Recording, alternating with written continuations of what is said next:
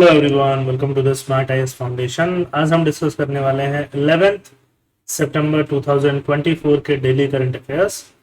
In the daily current affairs we have two topics and both are related to science and technology.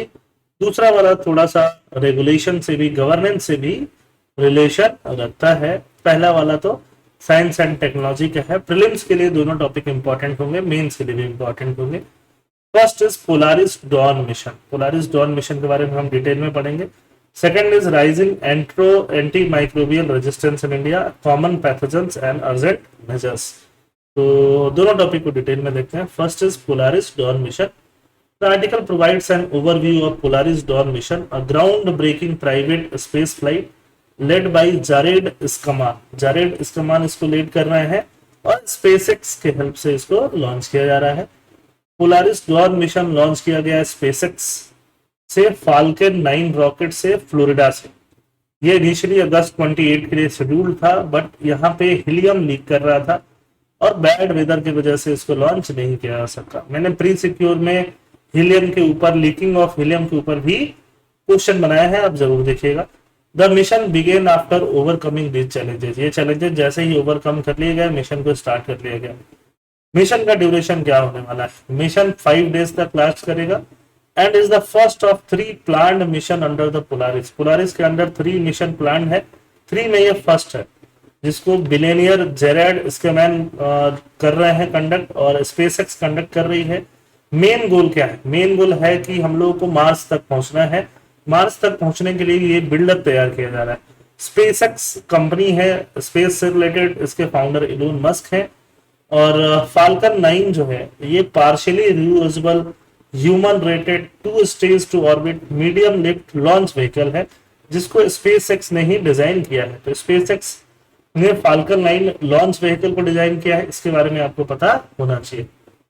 Space walk क्या कहते हैं, इसको बोलते हैं extra vehicular activity. जो main यहाँ पे काम किया जाएगा वो क्या है? स्पेस वॉक किया जाएगा। मतलब कि अपने स्पेस क्राफ्ट से बाहर निकलेंगे लोग और वॉक करेंगे, जिसको स्पेस वॉक बोला जाएगा। स्पेस वॉक और extra vehicular activity is when an astronaut steps outside of their spacecraft while in space. This is crucial for various scientific experiment, equipment testing, repair and spacecraft maintenance.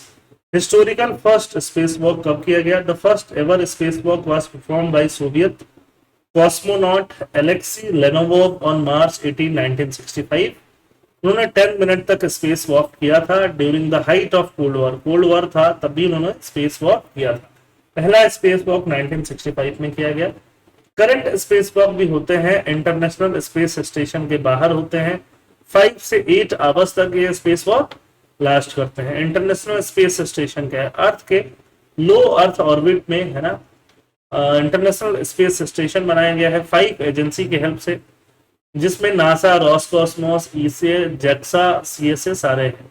CSA मतलब Canadian, जक्सा मतलब Japanese, ESA मतलब European, Roscosmos मतलब Russia, NASA किसका है? USA का। सबने मिलकर क्या बिल्ड किया है? International space station. वहां पे स्पेस वॉक कंडक्ट होता है।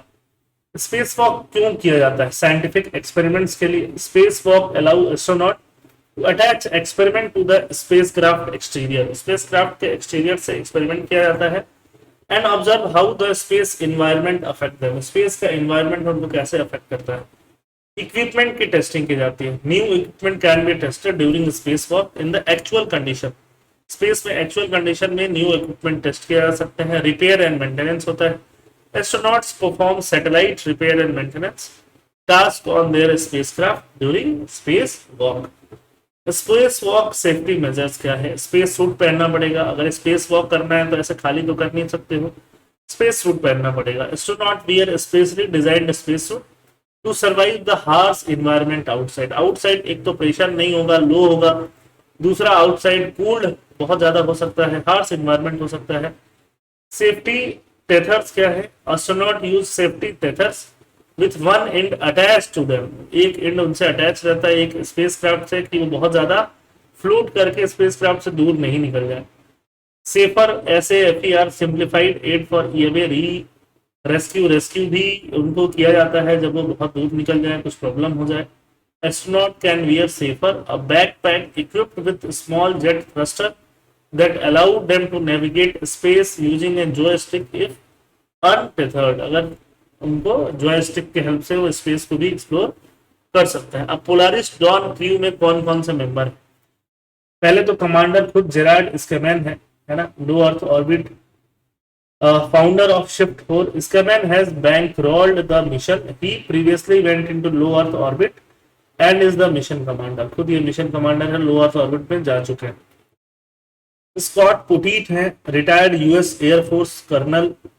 एना मेनॉन है, Anna Menon is lead space operation engineer at SpaceX. Sarah Gillis SpaceX engineer responsible for astronaut training, astronaut की ट्रेनिंग के लिए जाने जाते हैं। Gillis is also on the Polaris Dawn mission. ये सारे लोग पोलारिस डॉन क्रू का पार्ट है। पोलारिस डॉन मिशन का ऑब्जेक्टिव क्या है? एल्टीट्यूड गोल, बहुत हाई एल्टीट्यूड तक इनको जाना है, 14 किलोमीटर दूर जाना है अर्थ से। नासा ने जब 1966 में जेमिनी 11th मिशन के थ्रू रिकॉर्ड बनाया था, तो नासा कहाँ गया था? 1372 किलोमीटर। इनको 1400 किलोमीटर जाना है, ठीक है। मून की तरफ नहीं जाके बाकी कहीं जाने वाले मिशन में ये सबसे ज्यादा लंबा मिशन था। Exploring the Van Allen radiation belt, Van Allen radiation belt को एक्सप्लोर करना है। At this altitude the mission will enter the inner Van Allen radiation belt, region of intense radiation that encircle the earth starting at around 1000 kilometre. Earth को encircle करेगा 1000 kilometre के पास जाके Van Allen radiation belt में।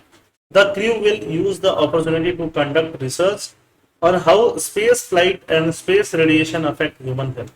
Space flight और space radiation कैसे human health को affect करता है, वहां पे भी ये रिसर्च किया जाएगा। और रिसर्च स्पेस वॉक तो करा ही जाएगा, स्पेस वॉक तो इसका मेन पार्ट है ही, ठीक है। Scientific experiment, the crew will carry out 40 scientific experiment during the mission. One notable experiment is to capture X-ray image using natural cosmic radiation. Natural cosmic radiation से X-ray image capture किए जाएंगे। Laser based communication भी किया जाएगा। Additional goal क्या है? Capsule repressurisation. After the spacewalk the crew will close the hatch and repressurise the capsule, preparing for the reminder of the mission in lower orbit. Future space exploration को इससे बढ़ावा मिलेगा, Mars wars को, ठीक। Prelims oriented ज्यादा है, mains oriented भी उस पर क्वेश्चन पूछा जा सकता है। सेकंड जो टॉपिक है वो मेंस ओरिएंटेड ज्यादा है, बट प्रीलिम्स ओरिएंटेड भी क्वेश्चन पूछा जा सकता है। Anti microbial resistance, microbial microbes में रेजिस्टेंस बढ़ रहा है। आप क्या करते हो? मेडिसिन खाते हो। एंटी बैक्टीरिया आपने खाया, एंटी बैक्टीरिया इसको मारने के लिए खाया, बैक्टीरियल इन्फेक्शन को खत्म करने के लिए। आपने एक दिन खाया, छोड़ दिया। अब ये बैक्टीरिया जो मर रहे थे या बनने के हालात में थे, वो वापस से और स्ट्रेंथ मिल गया उनको। अब वो सेम एंटी बैक्टीरिया जो अगर आप खाओगे तो जरूरी नहीं है कि उससे वो मरे, तो इससे उनमें रेजिस्टेंस डेवलप होता है। इसको बोलते हैं एंटी माइक्रोबियल रेजिस्टेंस। और ये बहुत ज्यादा डेवलप हो रहा है due to unsafe use of medicine. Medicine का यूज जो है बहुत ज्यादा अनसेफ, अनप्रिस्क्राइब्ड, बिना डॉक्टर से प्रिस्क्रिप्शन के, बिना अप्रोप्रिएट डोजेस के, बिना अप्रोप्रिएट कौन सा मेडिसिन कब लेना चाहिए, लोग जो मेडिसिन ले रहे हैं। इंडिया में एंटी माइक्रोबियल रेजिस्टेंस बहुत बढ़ रहा है, तो क्या मेजर्स लेने पड़ेंगे वो हमें समझना है। The article discusses the increasing anti microbial resistance, highlighting the most common drug resistance pathogen found in patent samples. है ना, कुछ बीमारी होने से आप फटाफट डोलो खा लेते हो। What is anti microbial resistance? AMR occurs when a pathogen मतलब bacteria, virus, fungi develops the ability to survive and cause infection despite the presence of antimicrobial drugs like antibiotic। Antibiotic लेने के बाद भी ये लोग सरवाइव कर जाएं और बीमारी को जन्म दे, तो उसको क्या बोलेंगे? इनमें रेजिस्टेंस डेवलप हो गया है, ठीक है। कॉज क्या है? It result from the misuse और overuse of anti microbial drugs allowing microbes to evolve and become resistant, जिससे ये रेजिस्टेंट हो जाता है। Why is AMR a grave threat? Threat क्यों है? जिससे बग अगर रेजिस्टेंट हो जाएंगे तो सुपर बग क्रिएट होगा। और टीबी में ट्यूबरक्लोसिस में ये बहुत बड़ी प्रॉब्लम है, बहुत लोगों को मल्टी ड्रग रेजिस्टेंस ट्यूबरक्लोसिस भी हो जाता है। Excessive use of antibiotics lead to the development of resistant strain of microbes known as superbug, जिसका ट्रीटमेंट बहुत डिफिकल्ट होता है। Global health care impact, AMR affects health care system globally leading to poor outcomes. AMR जो है antimicrobial resistance, वो health care system को बहुत poorly affect करता है। पेशेंट्स में मल्टीपल डिजीज बढ़ते जाते हैं। Indian council of medical research क्या बोलता है, एंटी माइक्रोबियल रिसर्च रेजिस्टेंस जो है इंडिया में बढ़ते जा रहा है। कॉमन पैथोजेंस जो है वो और ज्यादा रेजिस्टेंट होते जा रहे हैं। कॉन्सिक्वेंस क्या होगा, ट्रीटमेंट इनइफेक्टिव होने लग जाएंगे, हॉस्पिटल कॉम्प्लिकेशंस बढ़ते जाएगा, हॉस्पिटल में एडमिशन ज्यादा होने लगेगा, स्टेज लॉन्गर होने लगेंगे, हेल्थ केयर कॉस्ट बढ़ने लगेगा, कॉम्प्लिकेशंस और ज्यादा होने लगेंगे। एक्शंस बहुत जरूरी है। डब्ल्यूएचओ ने वार्न किया है, WHO has highlighted the threat posed by antibiotic pollution। Antibiotic pollution भी एक की टर्म है फ्रॉम मैन्युफैक्चरिंग। मैन्युफैक्चरिंग जहां एंटीबायोटिक मैन्युफैक्चर होता है वहां भी एंटीबायोटिक पॉल्यूशन होता है, जिसकी वजह से आसपास के माइक्रोब सुपर बग में कन्वर्ट हो सकते हैं, which accelerate the spread of AMR globally. तो ये एक बहुत इंपॉर्टेंट पॉइंट है। Call for changes, express stress the need for systemic change to preserve the effectiveness of existing antibiotic. उनका जो एग्जिस्टिंग एंटीबायोटिक है उनका जो एफिकेसी है वो प्रिजर्व करके रखना पड़ेगा। Misuse of antibiotic, self medication, खुद से दवा ले लेना। Many people in India tend to take antibiotics for fever or simple sickness without confirming if the illness is caused by bacteria. Antibiotics are ineffective against viral infection like influenza, but their misuse derives of resistance in the population. Access to healthcare, high healthcare cost or the difficulty of visiting a doctor lead individual to rely on advice from local chemist, further promoting inappropriate antibiotic use. Need for infection prevention, experts suggest that instead of discouraging individual from taking antibiotics, focus should be on infection prevention. infection को prevent करने में focus होना चाहिए, जैसे कि hygiene को improve करना, hand washing वगैरह, वैक्सीनेशन को प्रिवेंट करना, सो दैट की बीमारी हो ही ना। Doctors prescribing habit, use of broad spectrum antibiotic. Some doctors tend to prescribe broad spectrum antibiotic which treat a wide range of infection. कि अगर बहुत सारी बीमारियां होंगी तो ठीक हो जाएंगी, कुछ भी बीमारी होगा तो ठीक हो जाएगा। तो इसके वजह से भी ड्रग रेजिस्टेंस बढ़ता है। High antibiotic prescription rate, India में डॉक्टर फटाफट एंटीबायोटिक प्रेस्क्राइब कर देते हैं, इसकी वजह से भी ये ड्रग रेजिस्टेंस बढ़ता है। A survey by the National Centre for Disease Control found that 71.9% of hospital patients were prescribed antibiotic, even though 55% were prescribed preventively. Preventive मतलब उनको ऐसा बैक्टीरियल इन्फेक्शन नहीं है बट फिर भी उनको दिया जा रहा है ना। राइजिंग रेसिस्टेंस टू की antibiotics, over use has rendered certain antibiotics such as norfloxacin for diarrhoea ineffective. अब डायरिया के लिए नॉरफ्लॉक्सासिन काम नहीं कर रहा है, ये देखो एक मेडिसिन इनइफेक्टिव हो चुका।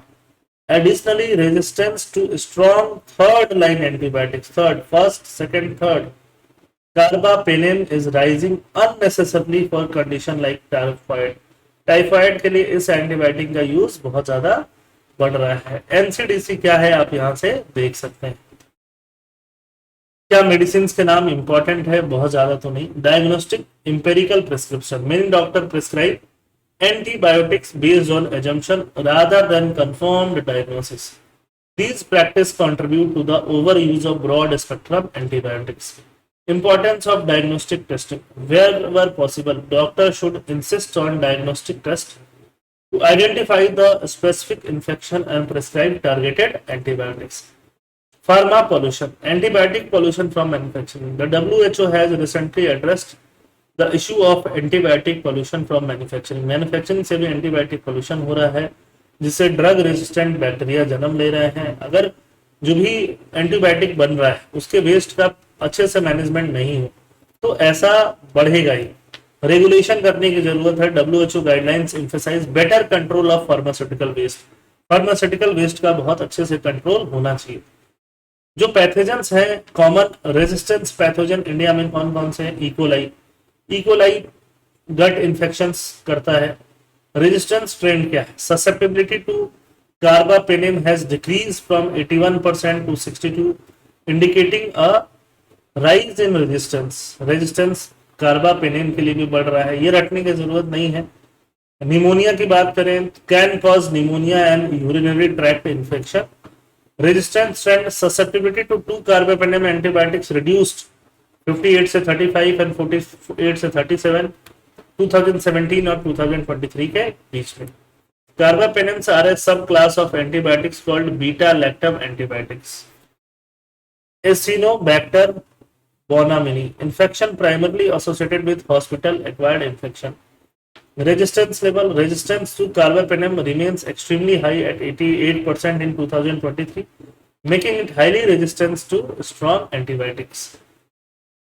तो ये सारा यहाँ पे डेटा दिया हुआ है, बहुत ज्यादा हमें इस पे रिसर्च करने की जरूरत नहीं है। एंटीबायोटिक रेजिस्टेंस जो हो रहा है उसको कॉम्बैट कैसे किया जाए? प्रिवेंशन, हाइजीन इंप्रूव करना है, सैनिटेशन इंप्रूव करना है, वैक्सीनेशन को इंकरेज करना है, इन्फेक्शंस को रोकना है, डॉक्टर्स को एजुकेट करना है, एप्रोप्रिएट यूज ऑफ एंटीबायोटिक बताए, reserve stronger antibiotic for hospital based treatment. Hospital based treatment के लिए ही स्ट्रॉन्ग एंटीबायोटिक दिया जाना चाहिए। Ensure diagnostic testing before prescribing antibiotic. Antibiotic के पहले डायग्नोस्टिक कर लेना चाहिए, टेस्ट वेस्ट कर लेना चाहिए, क्या इन्फेक्शन है, फिर उस इन्फेक्शन के according antibiotic. Studies and regulation, conduct research on how resistance spread from manufacturing facilities, उस पर रिसर्च होना चाहिए। Introduce regulation to control antibiotic pollution from pharmaceutical companies. तो आई होप ये दोनों टॉपिक आपके समझ में आए होंगे। पीडीएफ कहाँ मिलेगा? टेलीग्राम चैनल पे, लिंक डिस्क्रिप्शन बॉक्स में। थैंक यू, जय हिंद।